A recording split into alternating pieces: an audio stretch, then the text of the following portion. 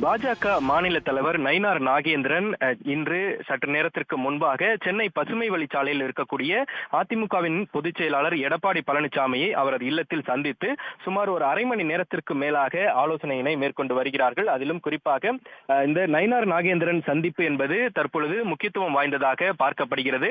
நேற்றைய தினம் அதிமுகவினுடைய பொதுக்குழு கூட்டத்தில் தேசிய ஜனநாயக கூட்டணியில் அதிமுக இணைந்ததற்கான முதல் தீர்மானமாக நேற்று நிறைவேற்றப்பட்டிருந்தது.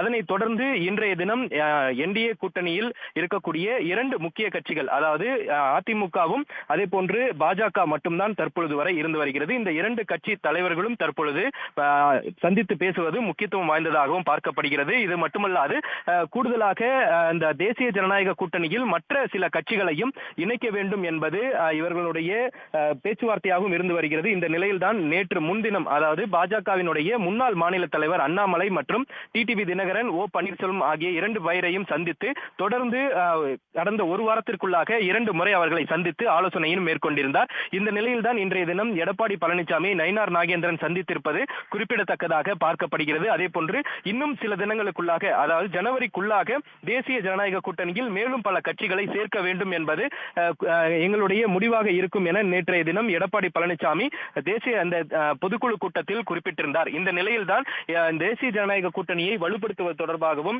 ஓ பன்னீர்செல்வம், டிடிவி தினகரன் உள்ளிட்டோரை பேச்சுவார்த்தை நடைபெற்று வரக்கூடிய ஒரு நிலையில் இன்றைய தினம் எடப்பாடி பழனிசாமியோடு நயினார் நாகேந்திரன் சந்தித்து பேசி வருகிறார். அது மட்டுமல்லாது 14ஆம் தேதி நயினார் நாகேந்திரன் டெல்லி சென்று அமித்ஷாவையும் சந்திப்பதற்குண்டான அந்த தேதியும் குறிப்பிடப்பட்டிருக்கிறது. இந்த நிலையில் இன்றைய தினம் எடப்பாடி பழனிசாமியோடு ஆலோசனை மேற்கொண்ட பிறகு என்ன மாதிரியான முடிவுகள் எடப்பாடி பழனிசாமி எடுத்திருக்கிறார், என்ன மாதிரியான தகவல்களை நயினார் நாகேந்திரனிடம் வழங்கியிருக்கிறார் என்பது குறித்தான தகவலை பெற்றுக்கொண்டு வரும் 14ஆம் தேதி நயினார் நாகேந்திரன் டெல்லி சென்று அமித்ஷாவை சந்தித்து இது குறித்தான தகவல்களை பகிரவும் இருக்கிறார் என்பது குறிப்பிடத்தக்கது.